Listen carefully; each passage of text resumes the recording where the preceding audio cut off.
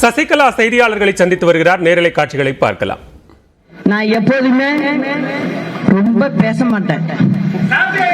முக்கியமான நேரத்துல மட்டும்தான் குரல் கொடுப்பேன். அந்த சமயம் இப்ப வந்துருச்சு. அதனால இனிமே கவலைப்படாம இருங்க. நிச்சயமா விரைவில் நானும் சுற்றுப்பயணம் வரப்போறேன். பட்டி தொட்டி எல்லாம் போய் மக்கள்கிட்ட நான் கேட்க போறேன். இன்னைக்கு இந்த திமுகவோட சலசலப்பெல்லாம் எப்படி ஆக போகுது அப்படிங்கறத பாருங்க. நான் அன்னைக்கு கேட்கிற கேள்விகளுக்கு திமுக சரியான பதில சொல்லணும். ஏன்னா நம்மளுடைய ஆட்சி முறை எல்லாமே தெரிஞ்ச ஆளுனா, அதனால நீங்க எனக்கு தெளிவான பதில்களை சொல்ல வேண்டி இருக்கும். அதனால நிச்சயமா இந்த தமிழகத்துக்கு மக்களுக்கு ஒரு ஆட்சியை கொடுக்கணும்.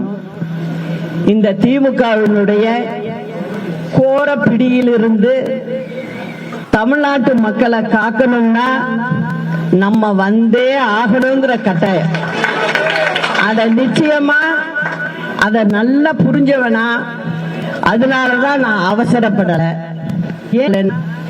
எனக்கு ஒரு கண்ணு இன்னொரு கண்ணு தமிழக மக்கள். இது ரெண்டையும் ஒரு சேர கொண்டு போய் செய்யணும்னு நான் நினைச்சேன். அதனாலதான் நான் எந்த சலசலப்பு வந்தாலும் சரி, என்ன வந்தாலும் சரி, என்னோட பார்வை நேர் பார்வை, நேரா சொல்லுவேன், செய்வேன். அதனால நீங்க எல்லாம் இந்த செய்திக்காக தான் காத்திருந்தீங்க. ஒண்ணு கவலைப்படாதீங்க. நான் தமிழ்நாட்டு மக்களுக்கும் அம்மா விட்டு சென்ற போது சில விஷயங்கள் செய்யணும்னு சொல்லிக்கிட்டு இருந்தது, அதையும் நம்ம செய்யணும் அப்படிங்கறத மட்டும்தான் நான் நினைச்சுக்கிட்டு இருக்கேன். இப்பயும் சொல்றேன், எப்பயும் சொல்றேன், மக்களுக்காக வாழ்ந்து 40 வருஷம் போயிருக்கு. மீதி காலமும் அது தொடருங்கிறத சொல்லிக்கிறேன்.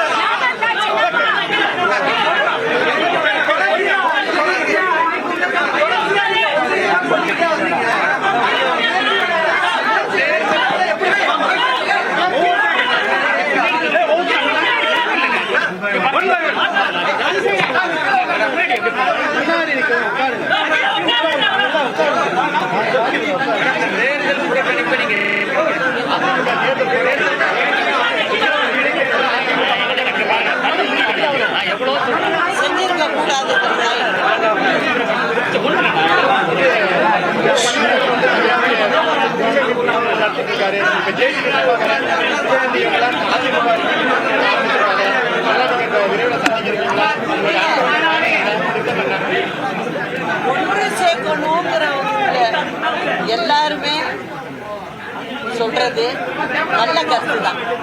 அது வரவேற்கத்தக்க ஒண்ணு.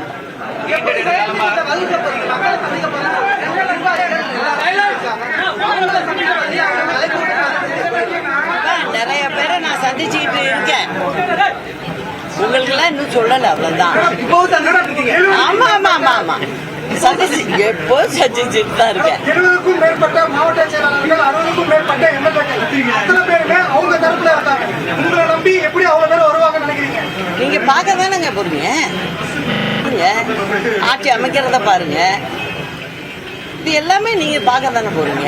இந்த ஒன்றிணைக்கும் நடவடிக்கைகள்ல டிடிவி தினகரனுடைய அமமுக கட்சியும் இணையுமா? நீங்க எல்லாமே பார்க்க தானே போறீங்க. நான் சொல்லுவது அண்ணா திராவிட முன்னேற்ற கழகத்திலேருந்து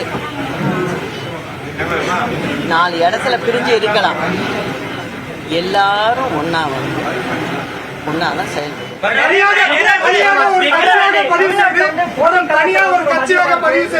தமிழ்நாட்டில் போதை அதிகமா இருக்கு. இளைஞர்கள் முதல் வரைக்கும். அதாவது எப்படி இருக்குன்னா, 1 கிலோ 2 கிலோ அப்படின்னு போதைப் பொருள்லாம் எடுத்துட்டு போனாங்க. இப்போ இந்த அரசாங்கம் வந்து 4வது வருடத்துல இருக்கு. அதனால இப்ப எப்படி வருதுன்னா 3000 கிலோ 4000 கிலோ 5000 எடுத்துட்டு போயிட்டு இருக்காங்க. இதுக்கு வந்து அரசாங்கம் உறுதுணையா இருக்கிற மாதிரி தான் எனக்கு தெரியுது. பாஜக தான் ஒரு சென்னை போயஸ் கார்டனில் உள்ள தனது இல்லத்தில் வி.கே. சசிகலா செய்தியாளர்களை சந்தித்த அந்த நேரலை காட்சிகளை பார்த்தோம். இது தொடர்பான கருத்துக்களை நம்மிடையே பகிர்ந்து கொள்வதற்காக மூத்த பத்திரிகையாளர் திரு தராசிஷியாம் நம்மோடு தொலைபேசி வாயிலாக இணைந்திருக்கிறார். சார் வணக்கம். அதிமுகவில் தன்னுடைய என்ட்ரி தொடங்கிவிட்டது, அதிமுகவை இனியும் அழிவதை தன்னால் பார்த்து கொண்டிருக்க முடியாது அப்படிங்கிற ஒரு கருத்தை பேசியிருக்கிறார் சசிகலா.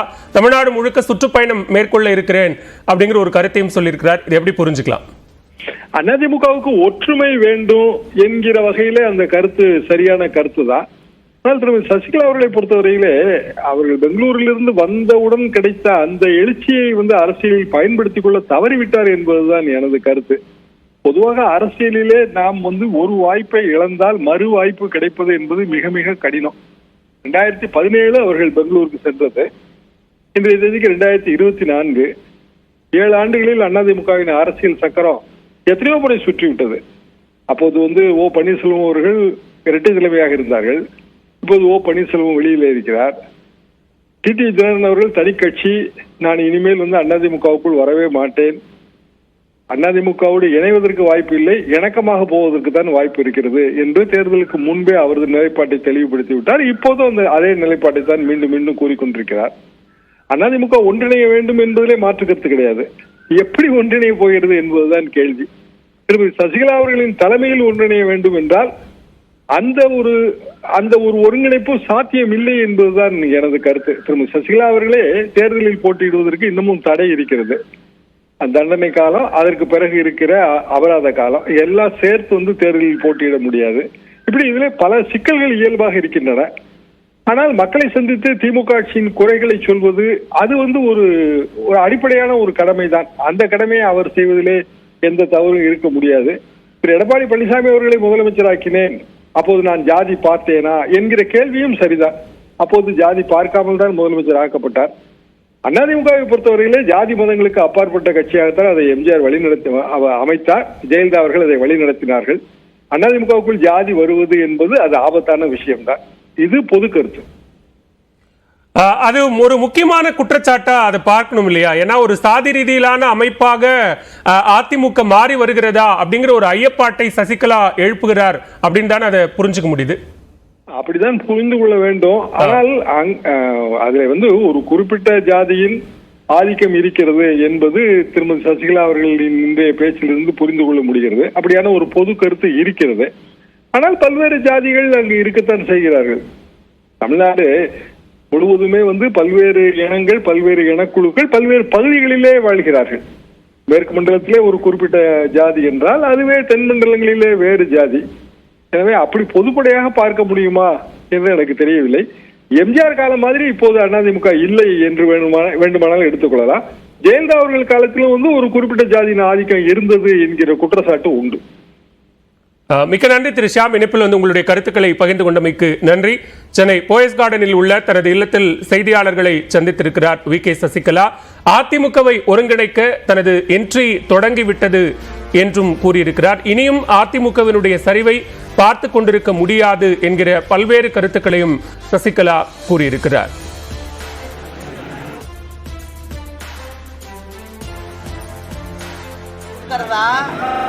அல்லது டேப் கொடுக்கறதா?